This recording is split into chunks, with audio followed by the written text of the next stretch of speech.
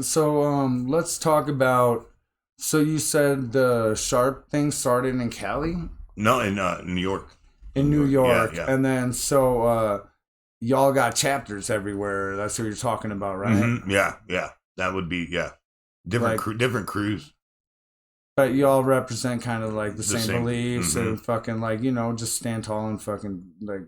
I mean, what are your major points that you trying to get across to just people in general and shit? Because I'm sure a lot of people are fucking scared that you know, when you think about, okay, like there's a way. I mean, you're making me understand there's a way preconception that skinheads are like fucking racist, that they're gonna do it, but you're telling me that like S.H.A.R.P is like anti-racist, and you're total on the opposite fucking side of all of that. Yeah. So I mean, it's just, I don't know, man, for real. Like when you say skinhead, right away you think of race shit, and you're right. Like American History X, fucking, like, you know what I mean. But like, and you guys are complete. I mean, you're a fucking reggae fucking DJ, right? Yeah. like how, like a skinhead fucking reggae DJ, like what, like that like fucking like blow most people's minds to even have that in the same sentence and shit. So you want to explain a little bit about that? Well, that's just putting my roots forward. You know, like I've tried to start a lot of bands, you know, a lot of punk bands with people, and they always fade away.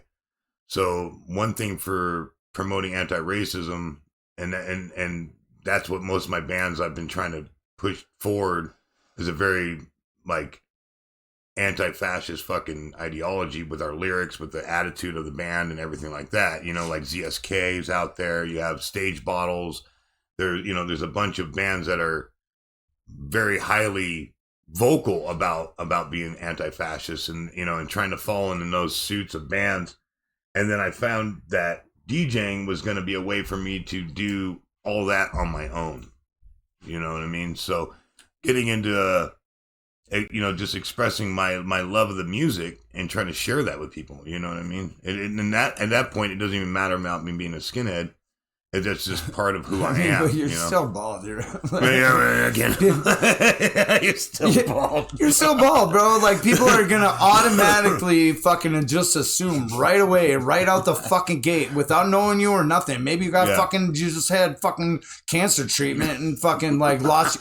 Like, nobody know. Like, people right away are gonna be like, yeah, that's a fucking Nazi ass motherfucker that's gonna fucking go like lynch and mob tonight. Well. I mean, and that's the point, is, you know, is being out there and showing people that we're not. You know what I mean? Doing what I do is a way for me to be like, you know, fuck the way status quo, whatever you guys fucking feel or think about our subculture. This is what it's really about, you know? Damn. So, talk about, so what is it called again? What? The group? The S.H.A.R.P? S.H.A.R.Ps. Okay. So, so you were talking about it starting in the East Coast, like more history about like, and then how you like got affiliated with that, and then like how you like how that like progress, and how you're still pushing it to this day. Yeah, it was definitely, and it's a love of the culture and the people in it. That's what kept me going all these years. You know, it definitely, like, I've met really solid people throughout the years who are in our skinhead culture that just the greatest people I've ever fucking met in my life, dude. You know what I mean? And as far as it, like, starting in NYC and making it West Coast, that was before my time. I was just kind of like, you know what I mean? Like as far as like S.H.A.R.Ps were already in Reno when I was a kid growing up in the 90s. Okay. You know, so it's like I can't really speak a lot on that history. All right. But you know what I mean? But it was like being a skinhead and then listening to reggae and listening to the ska culture and being into the scooter culture, and then finding this group that was like actively anti-racist, not just fucking like your own personal views of who you are and like where, because I came from Burbank. I don't know. Right. I didn't know there was a difference. Right, You know what I mean? Right. Like I didn't even had no idea that like, you know, coming from there, it was like all of a sudden it was like people don't like black. I didn't it didn't even fathom to me. Right. And then finding these guys that were literally proactively going, fuck you, we're anti-racist, was like, hell yeah, I'm on board with that. And we fight racists? Fuck yeah, I'm on board with that. And so it was like, it was an outlet, you know? All right. So, yeah. And let's talk about like, so that immediately happened. So that you said that it was already there, like way before you, obviously, in Reno. Before I got into and so, it just like somebody was like, hey man, we're sharp, fucking you should like fucking fuck with us and shit. Yeah. Like you're already a skinhead, like fucking let's go and shit. Yeah, pretty much. You know, it was just kind of like one of those things where it's like you just naturally it was a natural feed. Yeah. And it was just like, yeah, I'm about it. Like fucking fuck these fucking hater ass fucking racist fucks. Well, you got to remember, like during the time, like people were attacking interracial couples on the side of the street.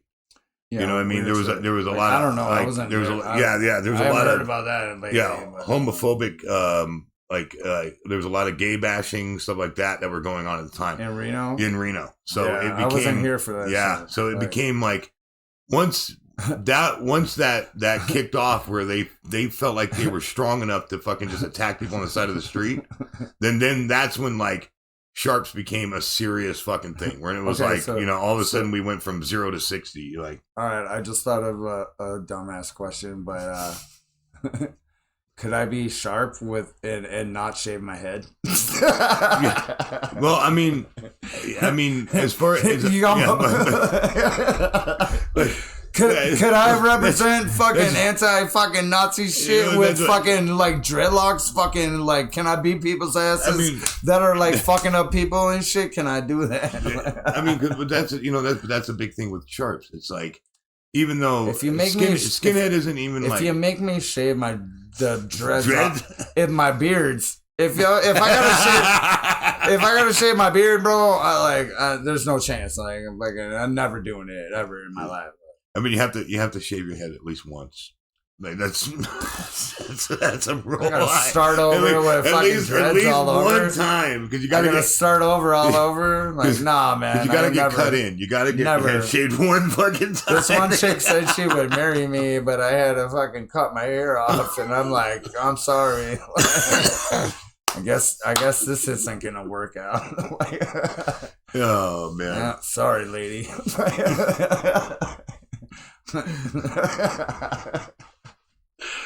Okay. So I don't know. You still didn't really break down the fucking rules and shit. There's not really rules. You know what I mean? It's, you know, we're okay. Let's go back to the violence then. Yeah. All right. And all that comes. So you say you just like you walk around with a certain posture, but you're not looking for fights. But if fucking motherfuckers are looking at you weird, you're ready to fucking throw down and shit. Yeah, pretty much. That's you know, when you put it like that, it sounds silly, but yeah, that's pretty much how it goes. I know, man, but it just seems like a lot of like. I mean, I look like it's a lot more work than it looked like. I look like how I look. I know, but I'm sure that we get the same kind of fucking looks. Yeah. Like, if I go into a store, people are looking at me like, man, what the fuck this fucking dude? Like, you know what I mean? Yeah. They do the same shit to you. Like, we probably get the same fucking feedback. Like, oh, no, I can't tell you how many times I've walked in a place and some people go, well, how you doing, brother? Be like, yo, no, calm down, man. Yeah, and you know, like I had a guy, he was talking about going to this pizza place, and he goes, they won't let you in there. And I'm like, why? They don't let anti-racist motherfuckers in there? Yeah. Because everybody assumes, you look at me and they go, oh, yeah. That's a good conversation about just judgment, like how people like look at us and like think that they fucking know us or some shit. Like, they're like, oh shit, look at this fucking guy. Yeah, and it's like, man, fuck off. Like, you don't know my life. Like, you don't know my beliefs. You don't know what the fuck. Like, yeah, I know, right? And like, Yeah, like you said, like people would be like, "Hey, brother," and shit, like, and be like assuming right away, like you're some immediately. kind of like, like you said, Proud Boy or some shit. Yeah, You know what yeah, I'm yeah. saying? I mean that, and that's what we, like I got to deal like we have a joke being sharps, and we always go another great day of explaining myself. You know what I mean? Because nobody understands where we come from. So it's like, we spend every fucking day fucking like Trying to fight fight, racism. fight racism, and while everybody thinks we're part of racism, it's just like it's the most tiring fucking thing in the world, dude. To this day, it reaches all the way to the Philippines, Mexico. We have a huge groups in Mexico now, and it's like wherever we're pretty much sharps are all over the world now. Okay. And in England is probably the one place where they don't claim sharp, but it's associated. You know what I mean? They're just they all listen to reggae and stuff, so it's very. Do you want to like the England? Do you want to like explain the gap? The gap. I don't have a full understanding of the gap as far as like why they won't claim it. Yeah, because it becomes it's inherited there. Like, you know what I mean? The anti-racism and the skinhead culture in England is from my, I don't follow a lot of neo-Nazi skinheads, so I don't, you know what I mean? But all my brethren are they all listen to reggae. They're, or they're punks that listen to reggae.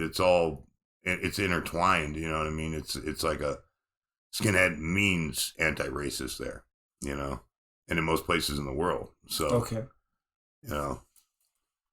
It's definitely, it's, I don't know. It's hard to explain with my limited knowledge, like.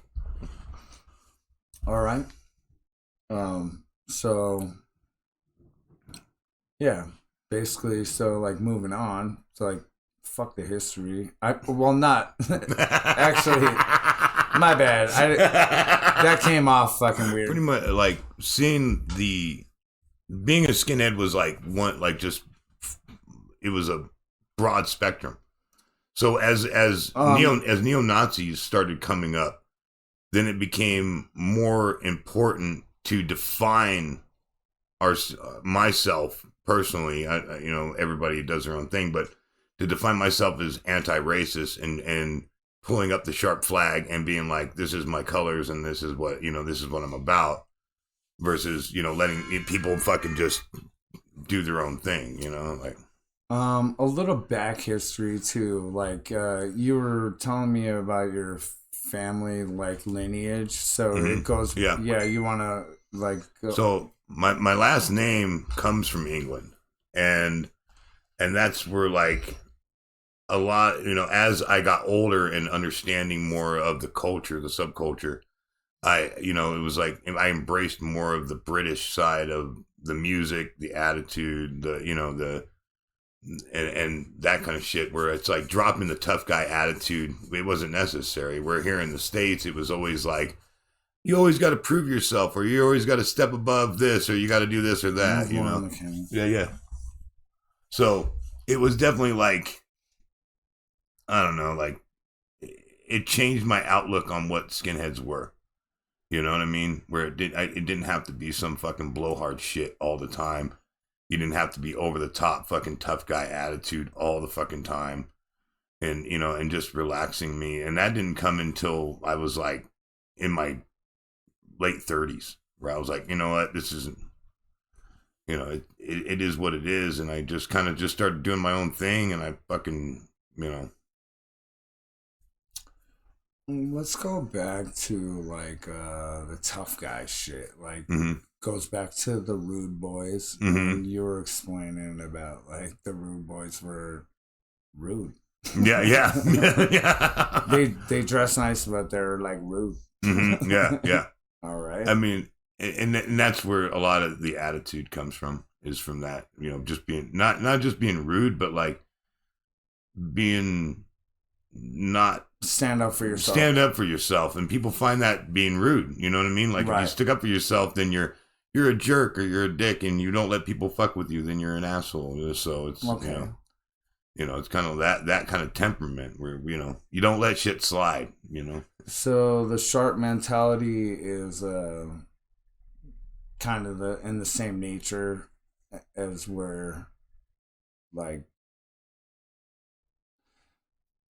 I'm just saying, like, you're not walking around with a fucking attitude all fucking day, right? Yeah, no, and shit. yeah, like, yeah. you're not just, like, Yeah. fucking, like, mean mug, like, Yeah. fucking walk around like this, like, Well, fucking but mean mugging when- motherfuckers and When, shit, when right? I was younger, I was. You know what I mean? I Like, understand. You know what I mean? Like, you know, and there's still like a lot of that in the scene where it's like the gatekeeping, the fucking, you know, the attitude of like, we can't let anybody just be one of us. Like, you know, that still persists today, you know.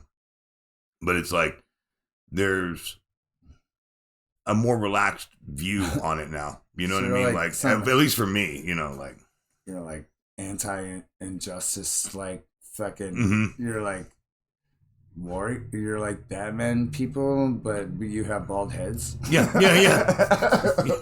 You're like, I'm not gonna tolerate this fucking yeah. this shit in my city. Yeah.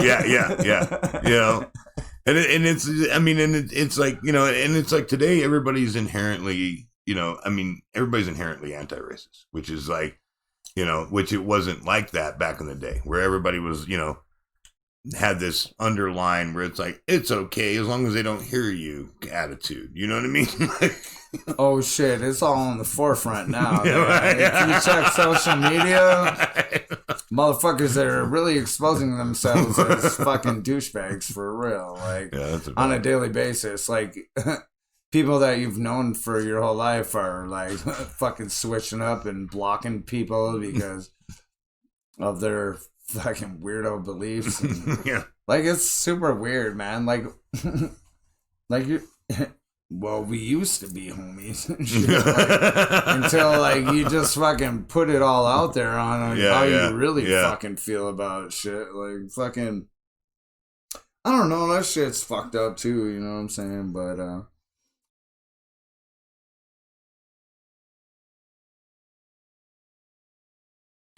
Subscribe to Intoxxikated Television!